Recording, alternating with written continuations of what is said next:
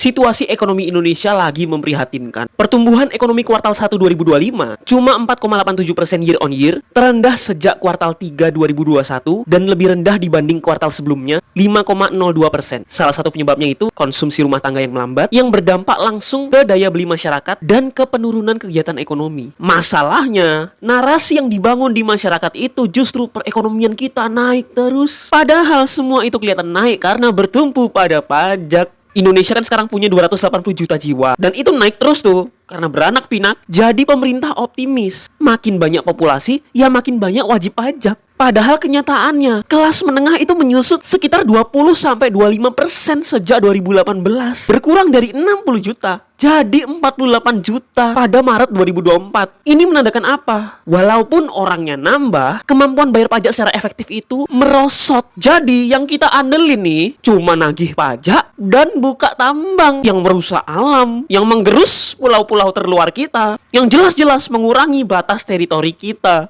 Makanya akibatnya peningkatan kemiskinan, deflasi konsumsi, dan tekanan pada APBN. Nah, saya lagi baca sejarah revolusi Prancis dan nemu keterkaitannya. Jadi pada abad pertengahan, Prancis itu sempat ngalamin anarki dan kekacauan politik. Gara-gara itu, mereka beralih ke monarki absolut yang dipimpin raja. Nah, rakyat itu sebenarnya cuma minta dua hal ke raja. Satu, perlindungan dari penjajah. Dua, pemerintah internal yang berfungsi. Dan monarki Prancis awal itu sebenarnya mampu menjawab permintaan yang pertama. Prancis itu jadi yang terkuat di Eropa. Mereka ditakuti. Tapi seiring meningkatnya dominasi Prancis, ternyata malah pemerintah internalnya nganggur, nggak berfungsi. Jadi permintaan kedua tadi nggak dilaksanakan sama pemerintah. Akhirnya ketidakmampuan institusi lokal Prancis merespon aspirasi dan perubahan sosial menimbulkan ketidakpuasan besar hingga menumbangkan monarki lewat revolusi Prancis 1789. Nah, kita di Indonesia lagi mendekati ambang masa kritis serupa. Walau pajak dan pertambangan dipacu, kalau nggak ada fondasi struktural yang kuat, kalau terjadi guncangan global,